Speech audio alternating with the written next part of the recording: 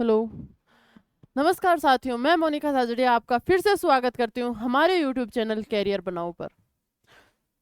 तो जैसे कि अपना एमएस वर्ड कल कंप्लीट हुआ था, एमएस विंडो कल कंप्लीट हो गया था। उसके बाद में मैंने बोला था कि अगर मेरे को लगा कि क्वेश्चंस ज़्यादा बन रहे हैं तो उसके क्वेश्चंस लेके आऊँगी, वरना साथ में लेके आ जाऊँगी, ठीक है, माइक्रोसॉफ्ट के। तो मैं सोच रही हूँ साथ में ही लेके आ जाऊँ, लंबी क्लास रख लेंगे जिसमें 100+ क्वेश्चन करके हम मैनेज कर लेंगे उस चीज़ को, ठीक है। आज अपन शुरू करेंगे एमएस ऑफिस के बारे में, माइक्रोसॉफ्ट ऑफिस, अदर नेम ले तो माइक्रोसॉफ्ट ऑफिस के बारे में आज अपन पढ़ेंगे। उसका बेसिक पढ़ेंगे थोड़ा सा, ठीक है। बाकी का क्वेश्चन बैंक अगर आप खुद से लगा रहे हो तो बहुत बढ़िया है, साथ साथ में रिवीजन होता रहेगा, है ना। और प्रीवियस ईयर के क्वेश्चंस आप एक बार खुद देख लिया करें, जैसे ही चैप्टर कंप्लीट होता है कि भाई क्या क्या क्वेश्चन आ रहा है, ठीक है। बाकी मैं करवा ही देती हूँ। चलो ज़्यादा टाइम वेस्ट करेंगे नहीं, क्लास शुरू करते हैं। बात करें एमएस ऑफिस की, क्या है एमएस ऑफिस। बात करें एमएस ऑफिस की तो क्या है MS office.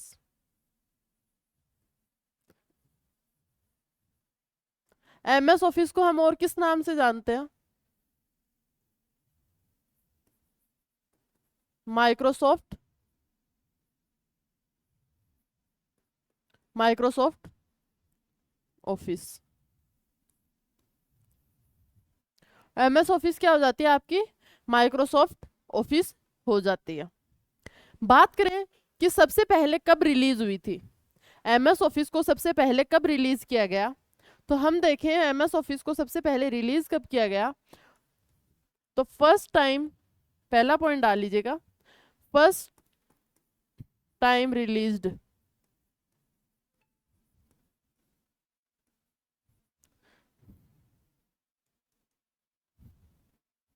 First time released कब हुई थी? आपकी 1989 में हुई थी। कब हुई थी?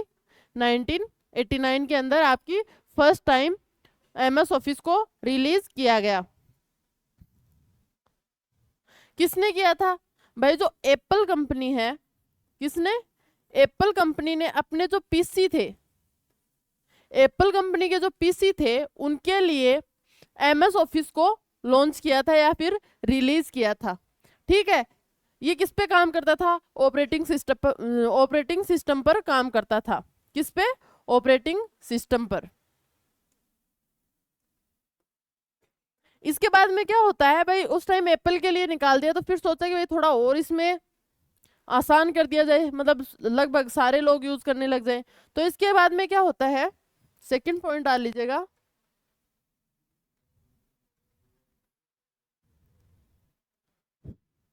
सेकंड पॉइंट होता है आपका यहाँ पर, इसके बाद में 89 के अंदर, मतलब 1989 के अंदर तो एप्पल ने किया। इसके बाद जस्ट अगली साल में 1990 के अंदर कौन आता है? माइक्रोसॉफ्ट ऑफ, माइक्रोसॉफ्ट की जो कंपनी थी, कौन? माइक्रोसॉफ्ट जो कंपनी है, कहाँ की है ये? अमेरिका। इसने फिर से एमएस ऑफिस को रिलीज किया।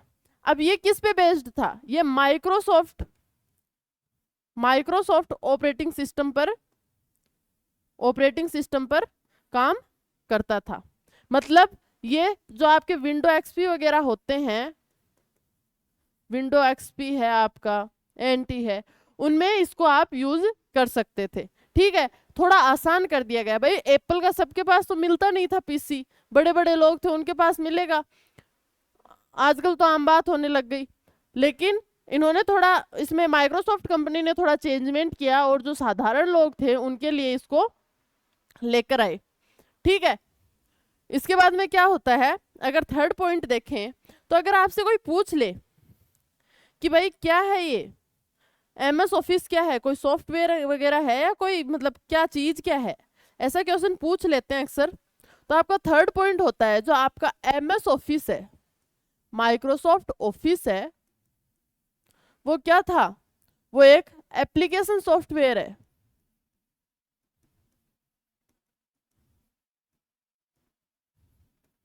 Application software. ठीक है,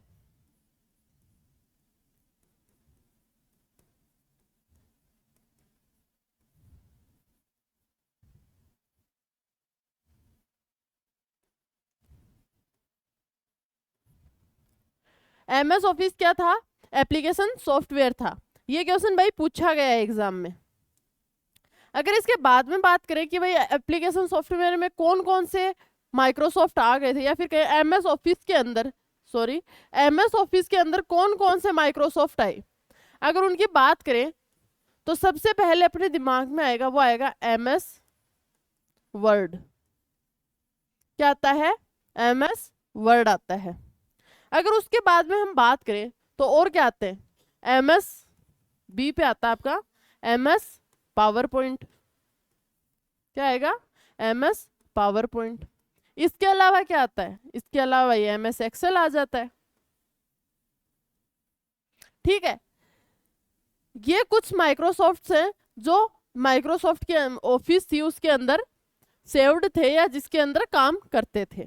ठीक है, अगर हम देखें, शुरू से देखें, सॉरी,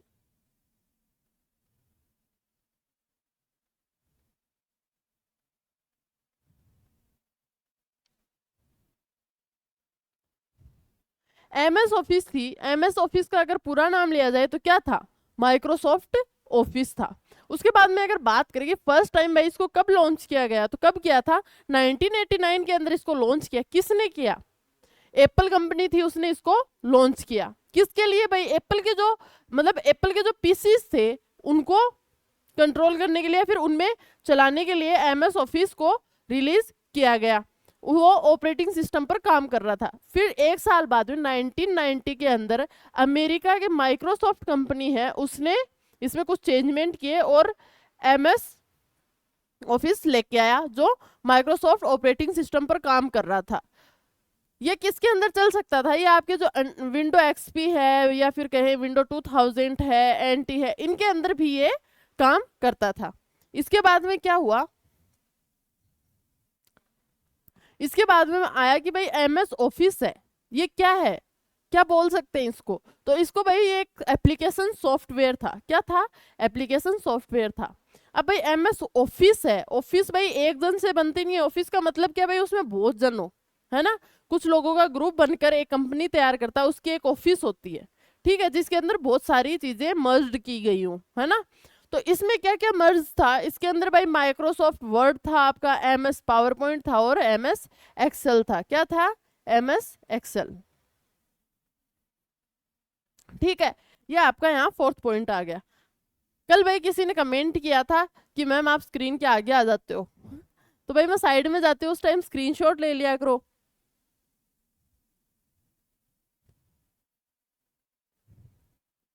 अब बात करें हम वर्जन्स की, बात करें हम वर्जन की, इसके कौन कौन से वर्जन आए।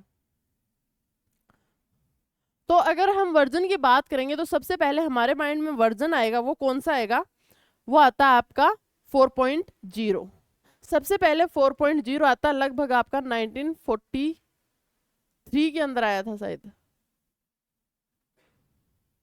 1943 के आसपास 4.0 आता है। सॉरी 43, 94, 1994, क्योंकि 90 के अंदर तो माइक्रोसॉफ्ट ऑफिस आई थी। फिर इसका जो वर्जन निकाला 4.0 वो 1994 में आता है। उसके बाद में 4.3 आ जाता है, फिर 97 आता है, ठीक है, 2000 आता है, 2003 आता है, 16 आता है, 18 आता है। ये कुछ इसके वर्जन्स आते हैं।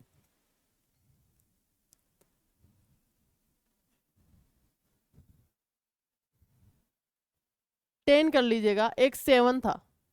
ठीक है, अब देखो मैंने जब पढ़ाया था तो ये 2000 था, इसके बारे में मैंने विंडो एक्सपी भी कहा था। क्या कहा था? विंडो एनटी कहा था, सॉरी, एक्सपी 2000 के और 3 के बीच में आया था, ये एनटी था, और इन दोनों के बीच में आया था वो कौन था? एक्सपी था। ठीक है, इनके बारे में मैंने पीछे की क्लास में आपको बता दिया है कि भाई जो 2000 एनटी क्या था और आपका एक्सपी विंडो कौन सा था। इनके बारे में मैंने पिछली क्लास में बताया है, आप एक बार देख लीजिएगा। ठीक है, अब हम बात करें माइक्रोसॉफ्ट के बारे में। और तो माइक्रोसॉफ्ट, ये कौन सा पॉइंट हो गया भाई, 5 या 6? वर्जन 5 हो गया। 6 की बात करें, आपकी एमएस ऑफिस है, इसको और क्या बोल सकते हैं, और क्या बोल सकते हैं एमएस ऑफिस को? या फिर हम बात करें,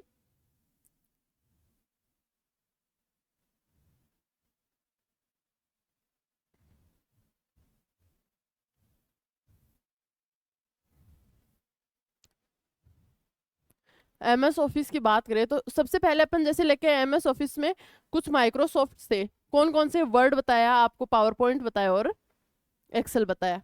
अब हम बात करें अगर एमएस पावर वर्ड की, किसकी, एमएस वर्ड की बात करें, एमएस वर्ड को और क्या बोलते हैं हम, या फिर एमएस वर्ड क्या है?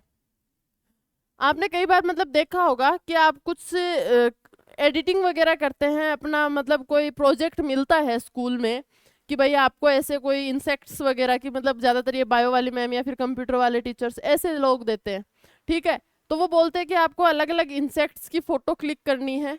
ठीक है, कितने टाइप के इंसेक्ट्स की आप फ़ोटो क्लिक कर सकते हो, और उनका एक आपको ग्राफिक तैयार करना है, जिस मतलब एक सीडी तैयार करके लानी है, उसके अंदर सारे इंसेक्ट्स के बारे में आपको डिटेल लिखनी है, उनकी फोटोज डालनी है। तो आप जब भाई तैयार करते हो तो आप एमएस वर्ड में जाते हो, आप उसका फर्स्ट पेज होता है उसको इतना डेकोरेट करके तैयार करते हो, उसके अंदर आप एडिटिंग करते हो भाई, उसमें कलर्स डालते हो, जैसे भाई मैंने स्क्रीन का कलर आज चेंज कर रखा है ना, ऐसे उसमें बैकग्राउंड डालते हो, उसमें वो नाम वगैरह है उनको ऐसे स्टाइल से लिखते हो, उनके फ़ॉन्ट चेंज करते हो, कलर चेंज करते हो, उनकी लैंग्वेज है उनमें मतलब स्टाइल, फ़ॉन्ट स्टाइल बोलते हो उनको, वो चेंज कर लेते हो ना। ये सारे काम कहाँ करते हो आप, एमएस वर्ड के अंदर करते हो। ठीक है, तो इसको हम और क्या कह सकते हैं, इसको हम वर्ड प्रोसेसिंग भी बोलते हैं। क्या बोलते हैं, वर्ड प्रोसेसिंग।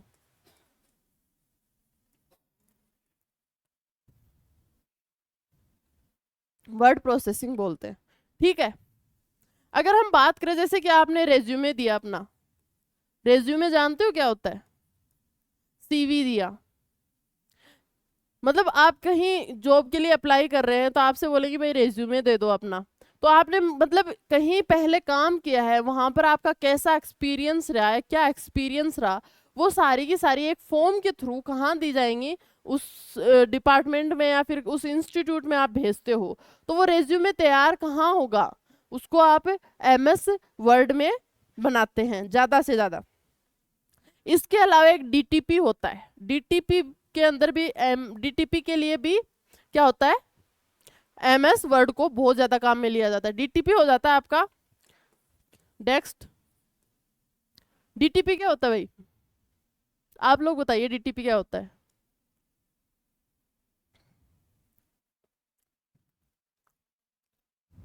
डी से डेस्क हो गया, टी से, टी से यहाँ क्या हो जाएगा, टॉप है।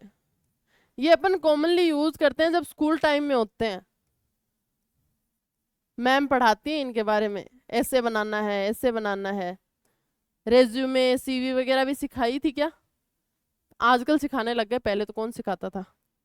ठीक है, डेस्कटॉप पब्लिशिंग होता है आपका डीटीपी। सबसे ज्यादा डीटीपी के लिए काम में लिया जाने वाला कौन सा माइक्रोसॉफ्ट है, वो माइक्रोसॉफ्ट वर्ड है। ये कुछ थी माइक्रोसॉफ्ट की छोटी छोटी बातें। अब हम बात करें भाई माइक्रोसॉफ्ट में बार कितने होते हैं, बार जैसे कि कल मैंने बताया था आपको बनाकर, 7वां पॉइंट अपना, 7th point, total bar in MS word. मान लीजिए आपका एमएस वर्ड है, इसके अंदर क्या होता है, यहाँ मिनिमाइज, मैक्सिमाइज और क्लोज का, फिर यहाँ वो फाइल वगैरह उनके बॉक्स बने होते हैं। इसके बाद में आप यहाँ कुछ लिखते हैं, फिर यहाँ होता है एक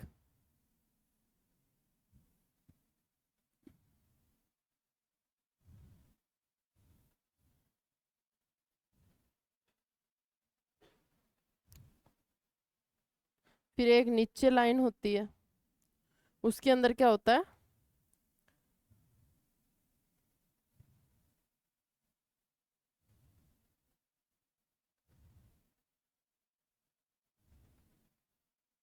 ऐसे कुछ होता है। अगर मतलब कभी खोल के देखा हो आपने तो आपके माइंड में आएगा, ऐसा कुछ होता है। इधर कोने में पेज नंबर भी होता है, 1 नंबर है, 2 नंबर है। यहाँ पर आपका टाइटल लिखा जाता है, जैसे डॉक्यूमेंट 1 मान लीजिए। तो ये क्या हो जाएगा आपका, MS वर्ड खुल गया मान लीजिए। तो अब इसमें बात करें हम, इसमें कितने बार हैं, कितने बार हैं। तो सबसे पहले यहाँ आता है, इसको हम क्या बोलेंगे, टाइटल बार। क्या बोलेंगे, टाइटल बार। फिर ये फाइल वगैरह फोल्डर वगैरह का ऑप्शन आता है, ये कौन सा हो जाता है आपका, मेनू बार। इसको मैंने क्या नाम दिया था कल, और इसको क्या दिया था वो बताओ।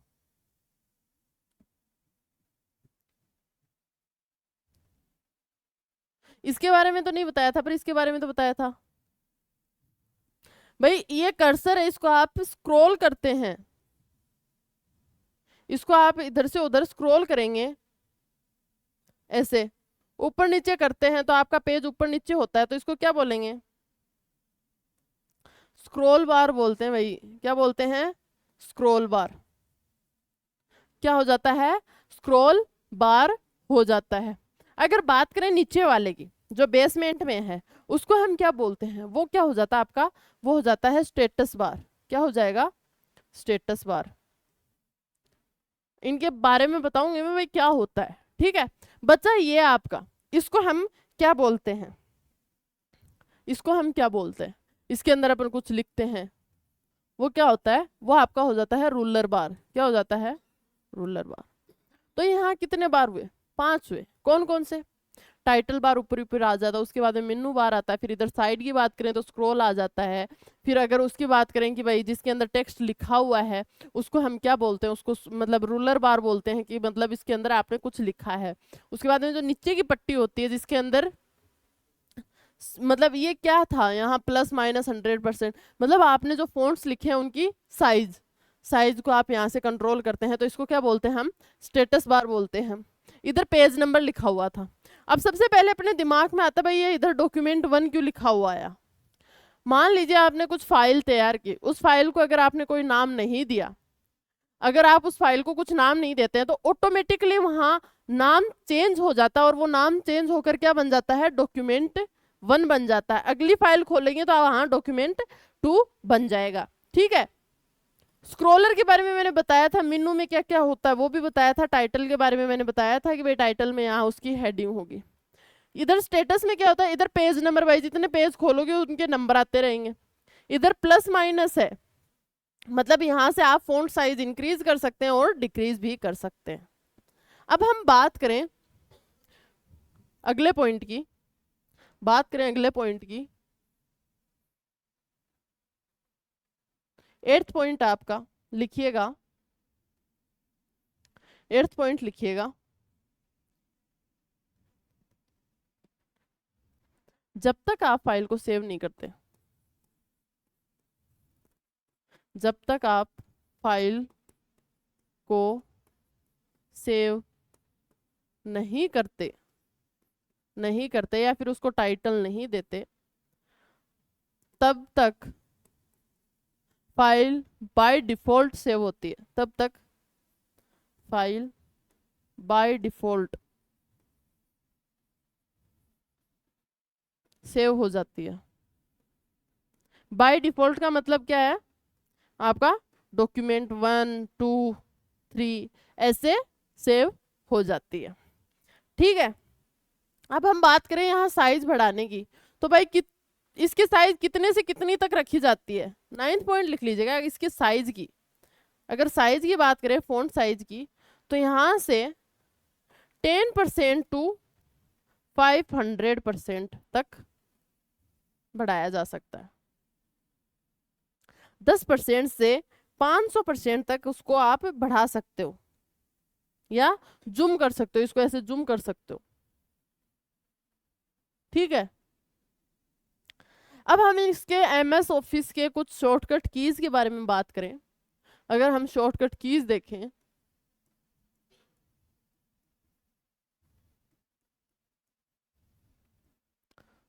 पहला ऐसे याद रखना भाई, न्यू, ओपन, सेव और print. New, open, save, print कैसे शुरू होंगे? न्यू के लिए, ओपन के लिए, सेव और प्रिंट। इनमें से सेव और प्रिंट मैंने कल लिखवाई भी थी।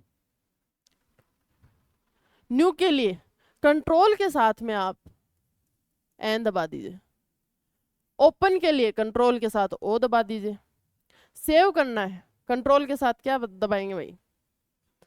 कंट्रोल के साथ सेव करने के लिए क्या दबाते हैं? एस दबा देंगे इधर। और प्रिंट करने के लिए, प्रिंट करने के लिए पी दबा देंगे।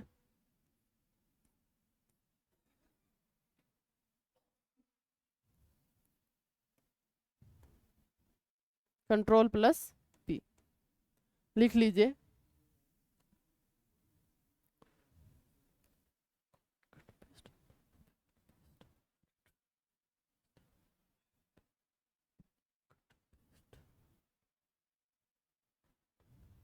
आगे चलें, कॉपी, पेस्ट,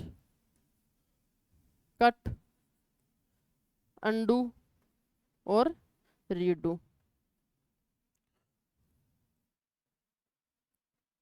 कॉपी का मैंने कल क्या बताया था? कॉपी का कल मैंने क्या बताया था? कॉपी के लिए भाई आप सी ले लेंगे, कॉपी के लिए क्या लेंगे? कंट्रोल के साथ में सी ले लेंगे। पेस्ट के लिए क्या बताया था? कंट्रोल के साथ में वी लेंगे। कट के लिए कंट्रोल के साथ में एक्स लेंगे। अंडू करना है कोई चीज को, अंडू का मतलब क्या है? आपने कुछ मतलब लिखा है, उसको वापस हटाने के लिए, या फिर ऐसे कहें मतलब उसको डिलीट कर दिया, उसको वापस लाने के लिए। जैसे ये मैं ये अंडू कर रही हूँ, देखो वापस आ रहे हैं, है ना? अंडू, यहाँ अंडू का क्या बताया था मैंने? CTRL plus Z. और रीडू करने के लिए तो क्या हो जाएगा? CTRL plus Y. ये आपकी कुछ इंपॉर्टेंट कीज है, लिख लीजिए।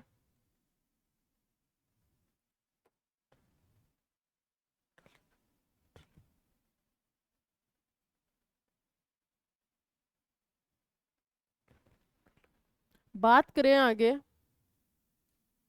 बोल्ड, इटालिक, अंडरलाइन,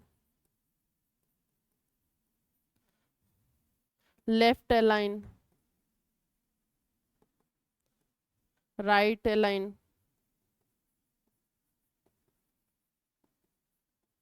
सेंटर, इनकी क्या है? तो बोल्ड करना है, मतलब कोई चीज ऐसे लिखी हुई है, एम मान लीजिए, एम लिखा है।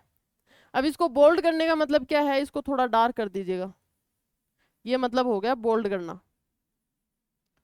ठीक है, तो बोल्ड करने के लिए यहाँ क्या लेते हैं आप? कंट्रोल के साथ में बी लेते हैं। इटालिक के लिए कंट्रोल के साथ में आई लेंगे। अंडरलाइनिंग कंट्रोल के साथ में यू हो जाएगा। मतलब लगभग तो नाम से ही शुरू हो रहे हैं।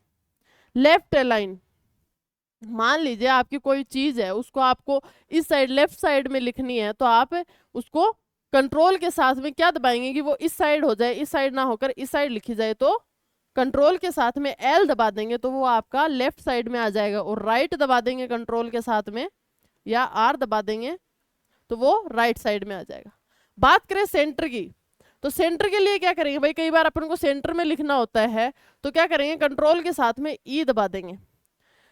इसके लिए क्या करना है आपको? पहले वो फॉन्ट है ना, उसको पूरे को सिलेक्ट करना पड़ेगा। सिलेक्ट करने के बाद में दबाना है। अगर आप ऐसे अकेले दबाओगे तब नहीं होगा राइट लेफ्ट। ठीक है, कुछ इंपॉर्टेंट कीज ये थी।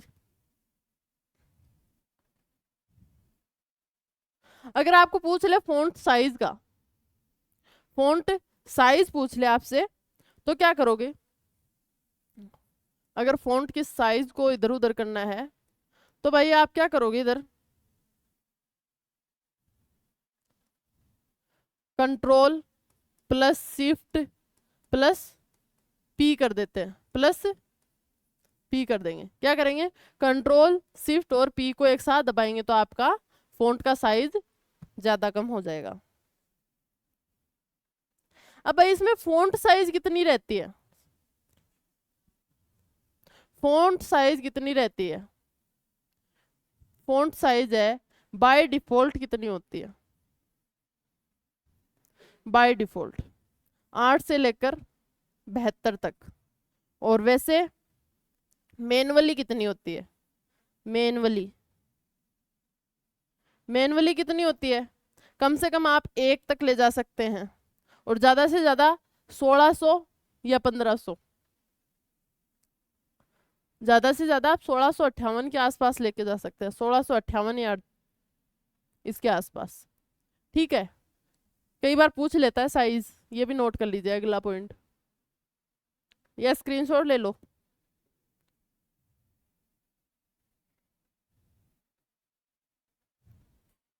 अब हम बात करें लाइन स्पेसिंग की, लाइन में स्पेस देना, लाइन स्पेसिंग की। तो मान लीजिए आप कंट्रोल+1 दबाते हैं, तो मान लो यहाँ कुछ लिखा हुआ है, कैरियर बनाओ,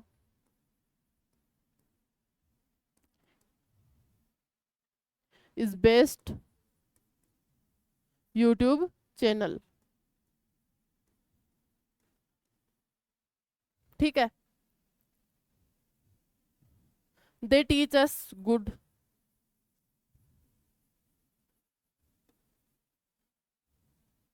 बेस्ट। मान लीजिए ये 2 लाइन है, अब इनके बीच में लाइनिंग के बीच में स्पेस देना है आपको। तो मान लो एक लाइन का स्पेस देना है, एक लाइन का स्पेस देना है, तो आप क्या करेंगे, कंट्रोल के साथ में 1 दबाते ही आपके 1 लाइन का स्पेस आ जाता है। मान लीजिए 2 दबाया तो 2 लाइन का स्पेस आ जाएगा। मान लीजिए आपने कंट्रोल के साथ में 5 दबाया, क्या दबाया, 5 दबाया, तो लगभग आपका 1.5 इंच का गैप आ जाता है। कितना आता है, 1.5 इंच का गैप आ जाता है।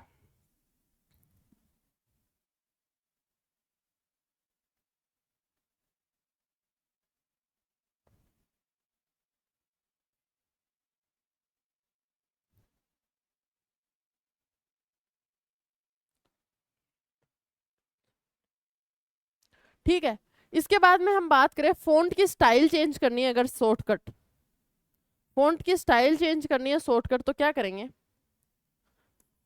Alternate plus control plus shift के साथ में क्या दबा देंगे, एस दबा देंगे भाई। तो क्या हो जाएगा, फ़ॉन्ट है उसका स्टाइल है वो चेंज हो जाएगा, फ़ॉन्ट स्टाइल चेंज हो जाएगा। तब तक दबाते रहिए जब तक आपको स्टाइल पसंद नहीं आता। और भाई फाइंड और रिप्लेस का तो पता होगा, फाइंड और रिप्लेस करना है आपको इसमें, तो क्या करेंगे, रिप्लेस के लिए क्या करते हैं, कंट्रोल के साथ में एच रखते हैं, और फाइंड के लिए कंट्रोल के साथ में एफ रखते हैं। बस ये शॉर्टकट कीज थी इसकी लगभग। और मान लीजिए आपके पास कोई हाइपर लिंक होता है, हाइपर लिंक समझते हो, आपके पास कोई लिंक आता है जो ब्लू कलर में लिखा होता है, उसको हाइपर लिंक बोलते हैं, ऐसे HTTP ऐसे कुछ करके, कैरियर बनाओ ऐसे कुछ करके, है ना, ऐसे ब्लू कलर में लिखा होता है, उसको हम क्या बोलते हैं, हाइपर लिंक। जो ब्लू कलर में होता है उसको हम बोलते हैं हाइपर लिंक, और वैसे लिखा हो उसको हम क्या बोलते हैं हाइपर टेक्स्ट। क्या बोलते हैं, हाइपर टेक्स्ट। अब हाइपरलिंक पर सीधा जाने के लिए हम क्या दबाएंगे, शॉर्टकट की क्या है उसकी, हाइपरलिंक की भाई शॉर्टकट की क्या है। हाइपरलिंक पर सीधा जाने के लिए आप कंट्रोल के साथ में अगर के दबाते हैं, कंट्रोल के साथ में के दबाते हैं, तो आप सीधा हाइपरलिंक पर चले जाते हैं। यहाँ आपकी बेसिक चीजें कंप्लीट हो जाती है। अब बात करते हैं हम टेबल की, MS वर्ड की जो टेबल होती है उसके बारे में हम अगर बात करें, तो ये देख लीजिए टेबल इन, अगला पॉइंट है टेबल इन MS वर्ड। मान लीजिए ये आपकी एक टेबल है, ये सीधी लाइन, खड़ी लाइन जिनको आप वर्टिकल लाइन बोलते हैं, इन वर्टिकल लाइंस को हम क्या बोलते हैं, क्या बोलते हैं, कॉलम बोलते हैं। क्या बोलते हैं, कॉलम बोलते हैं। अब ये जो लेटी हुई लाइन है, हॉरिजॉन्टल लाइन है, इनको क्या बोलेंगे, इनको रो बोला जाता है। क्या बोला जाता है, रो बोला जाता है। जहां कॉलम और रो एक दूसरे को काटते हैं और ये एक बक्सा बनाते हैं या बॉक्स बनाते हैं, इसको क्या बोलते हैं, ये एक बॉक्स, इसको क्या नाम दिया जाता है, इसको सेल कहा जाता है। क्या कहा जाता है, सेल कहा जाता है।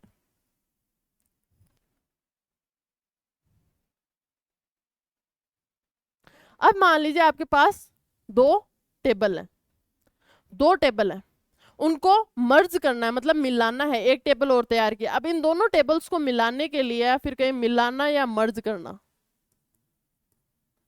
मिलाना या मर्ज करने के लिए क्या करेंगे, तो ऑल्टरनेट के साथ में एंटर लेके चलेंगे, ऑल्टरनेट के साथ में एंटर करेंगे तो आपकी मर्ज हो जाएंगे।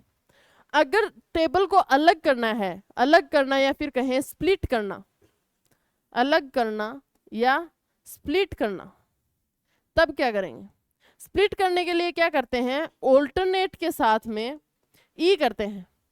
अब क्या बोलोगे मैम, अब यहां बोल रहे हो ई करते हैं,